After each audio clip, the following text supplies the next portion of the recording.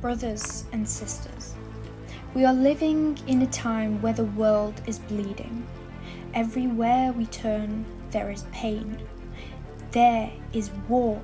There is suffering. And the saddest part, we have grown so used to it that it almost feels normal.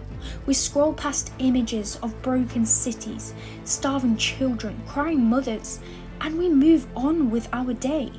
But those are not images. Those are lives. Those are human beings who once laughed, who once dreamed, who once believed in tomorrow.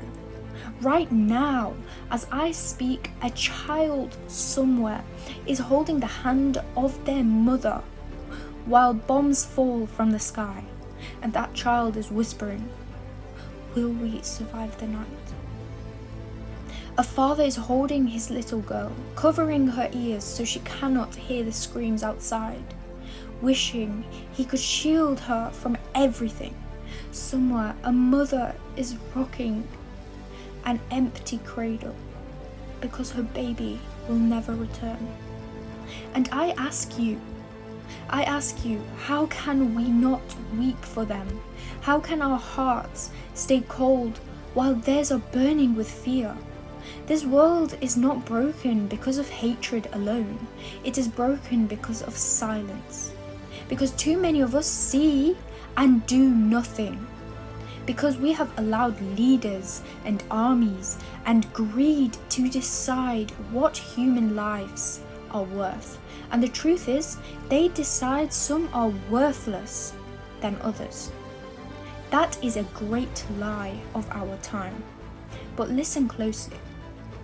No child's laughter is worth more than another's.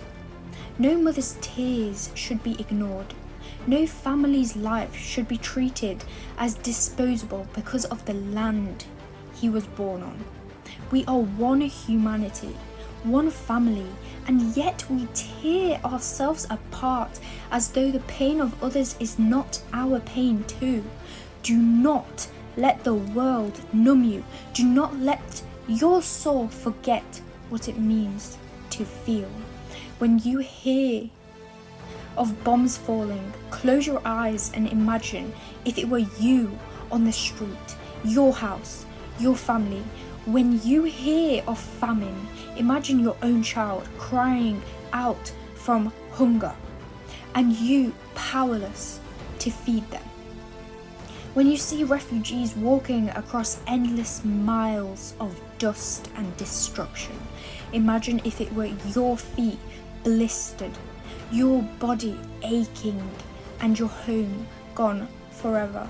If you can imagine that, then you understand. And once you understand, you cannot remain the same.